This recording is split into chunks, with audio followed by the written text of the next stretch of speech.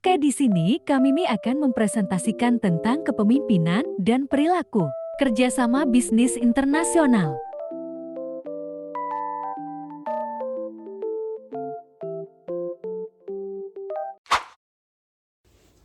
Yang pertama, saya akan membahas mengenai perilaku individu. Nah, perilaku individu adalah perilaku yang dilakukan oleh seseorang dalam kesehariannya sebagai bentuk tanggapan terhadap lingkungan sekitar. Perilaku individu itu pada dasarnya dipengaruhi oleh budaya setempat atau lingkungan tempat tinggal dari seseorang. Setiap negara mempunyai budaya tersendiri sehingga berpengaruh terhadap kepribadian dari masyarakat suatu negara tersebut. Selanjutnya, ada hal-hal yang berkaitan dengan perilaku individu dalam bisnis internasional. Pertama, ada budaya. Berbagai budaya telah membentuk perilaku individu-individunya dalam bergaul. Kedua, ada personality. Personality merupakan atribut psikologi yang mendasar yang membedakan seseorang dengan orang lain. Ketiga, ada faktor keturunan. Banyak psikologi yang mengatakan atribut kepribadian dipengaruhi oleh faktor keturunan dan juga faktor lingkungan. Terakhir, ada faktor lingkungan. Hal ini merupakan faktor yang paling berpengaruh terhadap kepribadian seseorang, misalnya lingkungan tempat tinggal atau wilayah di mana mereka dibesarkan. Nah, dalam hal ini, manajer internasional harus mengetahui perbedaan lingkungan atau budaya suatu negara. Namun, perlu diketahui bahwa perbedaan setiap individu juga ada dalam kelompok budaya manapun.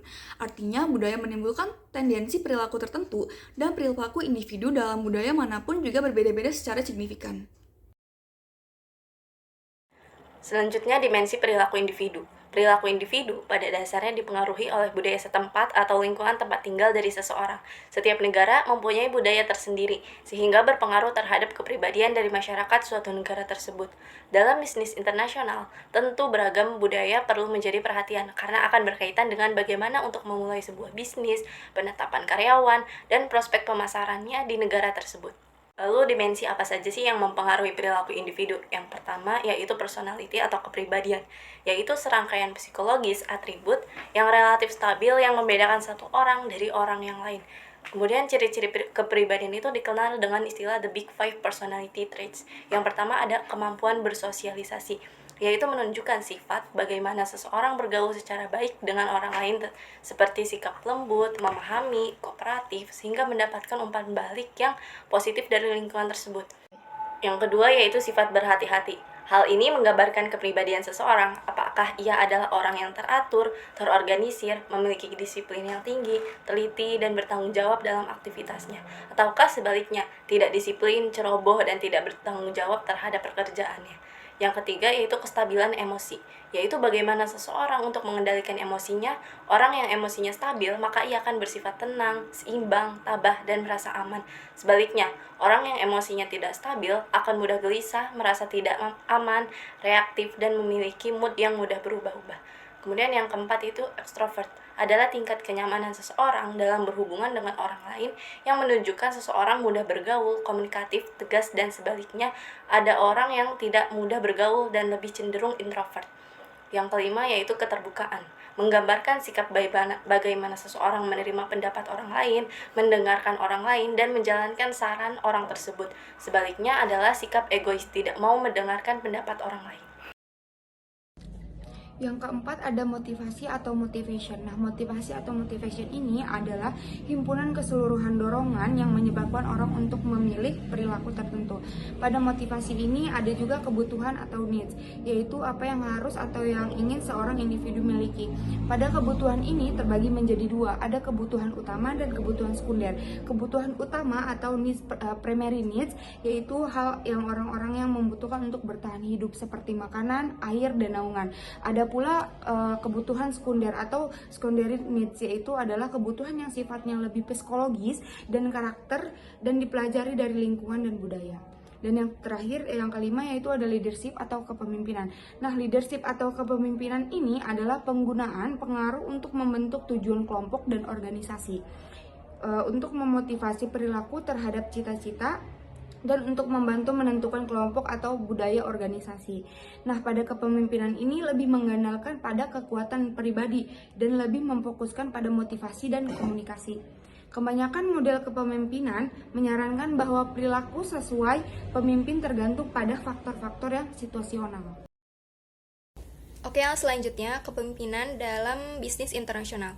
Kepemimpinan menurut Griffin dan Pustai tahun 2006 adalah penggunaan pengaruh tanpa paksaan untuk membentuk sasaran kelompok atau organisasi untuk memotivasi perilaku agar mencapai sasaran tersebut, dan membantu menentukan budaya kelompok atau organisasi. Kepemimpinan dalam bisnis internasional mengambil kompleksitas tambahan sebagai akibat dari gaya kerja yang beragam yang mungkin ditemukan di organisasi internasional. Kepemimpinan berbeda dengan manajemen. Manajemen cenderung mengandalkan kekuasaan dan wewenang formal dan berfokus pada administrasi dan pengambilan keputusan. Sedangkan kepemimpinan lebih bergantung pada kekuatan pribadi dan lebih berfokus pada motivasi dan komunikasi. Selanjutnya di sini saya akan menjelaskan tentang kelompok dan tim, di mana pengertian kelompok adalah kumpulan orang-orang yang bekerja sama untuk mencapai tujuan yang sama. Sedangkan tim adalah jenis tertentu dari kelompok yang bertanggung jawab untuk bekerja sendiri.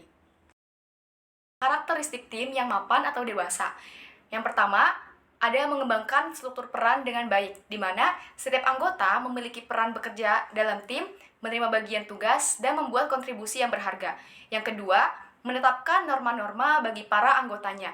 Contohnya, seperti bagaimana anggota harus berpakaian, absen tidak melewati batas waktu, serta berapa banyak target yang harus menghasilkan.